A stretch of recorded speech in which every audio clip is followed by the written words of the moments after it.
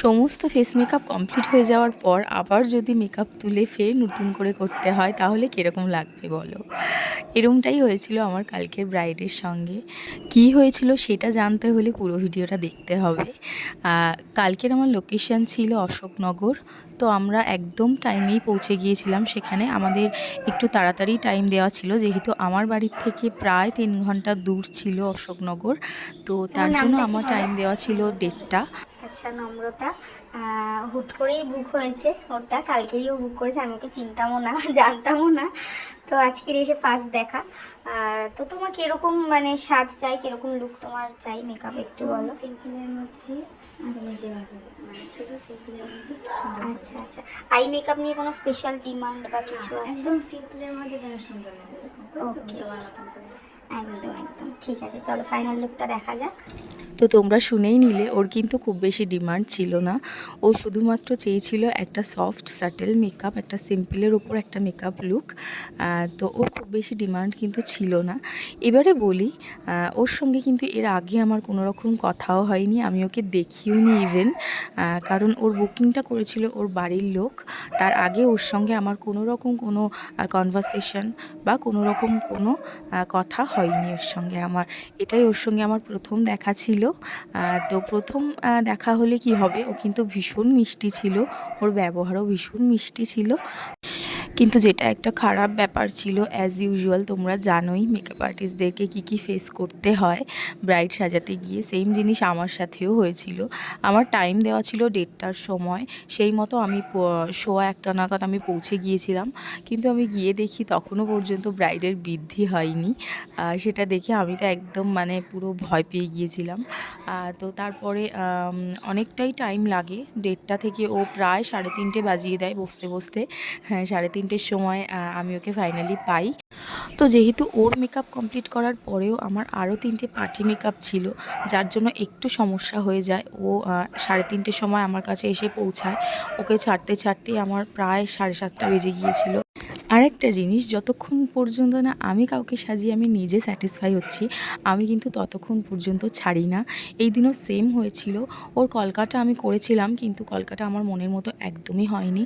কারণ আমার যে কলকার ব্রাশটা ছিল সেটা একটু খারাপ হয়ে গিয়েছিল, যেটা আমি বুঝতে পারিনি। তো তার জন্য আমার কলকাটা একটু মোটা মোটা হয়ে গিয়েছিল। তার জন্য আমি কলকাটাকে আবার রিমুভ করি, ওই জায়গার বেসটাকে আবার তুলি, দেন আবার ওখানে সেম প্রসেসে বেসটাকে ওখানে। আরেকটা জিনিস আমার ভীষণ ভালো লাগে ওই দিন, যে ওর ফ্যামিলির লোকরা এত কোঅপারেটিভ ছিল, এত ভালো ব্যবহার ছিল ওদের, যে বলার মতো নয়। ওখানে একজন দাদা ছিলেন যিনি আমাকে বুকিং করেছিলেন।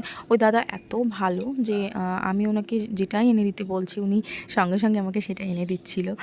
আমার কলকার ব্রাশটা যেহেতু খারাপ হয়ে গিয়েছিল, আমার নতুন কলকার ব্রাশ লাগতো, তো সঙ্গে সঙ্গে উনি গিয়ে আমাকে সেটাকে অ্যারেঞ্জ করে এনে দেয়। তো ওটাই, কিছু কিছু ব্রাইডের ফ্যামিলি হয় যে যারা একদমই কোঅপারেটিভ হয় না মেকআপ আর্টিস্টদের সাথে। খুব কম ফ্যামিলি হয় যারা খুব একটা কোঅপারেটিভ করে। আর ও ভীষণ ভালো ছিল, ওর ব্যবহারও ভীষণ ভালো ছিল। যেহেতু আমরা প্রথম কথা বলছি, প্রথম দেখা, তো একটু অকওয়ার্ড ফিল করছিল ও ফার্স্টে, বাট তারপরে কিন্তু একদম কমফোর্টেবল হয়ে গিয়েছিল। কোনো রকম আইব্রো করা ছিল না, কোনো রকম ফেশিয়াল হেয়ার রিমুভ করা ছিল না, যেটা আমার জন্য ভীষণ ভীষণ চ্যালেঞ্জিং হয়ে উঠেছিল। যদিও এর আগেও আমি এরকমভাবে মেকআপ করেছি 1-2 ব্রাইডদের, বাট আমি আমার আপকামিং সমস্ত ব্রাইডদেরকে এটা বলে রাখতে চাই যে প্লিজ তোমরা একটু বোঝো, তোমরা প্লিজ নিজেদের আইব্রো আর ফেশিয়াল হেয়ারটা রিমুভ করে রেখো, বিশেষ করে আইব্রোটা প্লিজ করে রেখো, নয়তো আমাদের খুব সমস্যা হয়ে যায় মেকআপ করতে। আর হ্যাঁ, নর্মালি আমি আমার কাছে ফেশিয়াল রেজার রেখে দিই ব্রাইডদেরকে, যদি আইব্রোটা করে দেওয়া যায় তখনই। বাট আমি তো ফেশিয়াল রেজার নিয়ে যেতেও ভুলে গিয়েছিলাম ওই দিন। আর ওর ফ্যামিলি থেকে একটু রেস্ট্রিকশান ছিল আইব্রো করার, যার জন্য একটু প্রবলেম হয়ে গিয়েছিল। তোমরা বলো তো যে তোমরা বুঝতে পারছো কি না ফাইনাল লুকে, যে কপালের মেকআপটা আবার তুলে নতুন করে করা? তোমরা কিন্তু অবশ্যই কমেন্টসে জানিও। হ্যাঁ, তো যাই হোক, এই ছিল ওর ফাইনাল লুক। তোমরা সবাই কিন্তু জানিও ওকে কেমন লাগছে। আমার তো ভীষণ ভীষণ পছন্দ হয়েছে ওর লুকটা, ওকে এত সুন্দর লাগছিল। ও নিজেও ভীষণ স্যাটিসফাইড আমার কাছে সেজে। তো তোমরাও কিন্তু সবাই জানিও যে ওকে কেমন লাগছে, অবশ্যই কমেন্টস করে জানিও। কেমন তো লাগলো চলো, বলো ততক্ষণ তোমার? পর্যন্ত টাটা, আবার অন্য কোনো ভিডিওতে দেখা হবে। যেভাবে চেয়েছিলাম সেভাবে আমাকে সাজিয়ে দেওয়ার জন্য তোমার উপরে ছেড়ে দিয়েছিলাম, বাট তুমি আমাকে আমার মনের মতন করে আচ্ছা, দিয়েছো। তুমি স্যাটিসফাই তো? হ্যাঁ হ্যাঁ 100%। ওকে, একটু স্মাইল করে দাও। আর হ্যাঁ, আমাদের বেসিক টু অ্যাডভান্স প্রফেশনাল মেকআপের ক্লাস কিন্তু শুরু হয়ে গিয়েছে।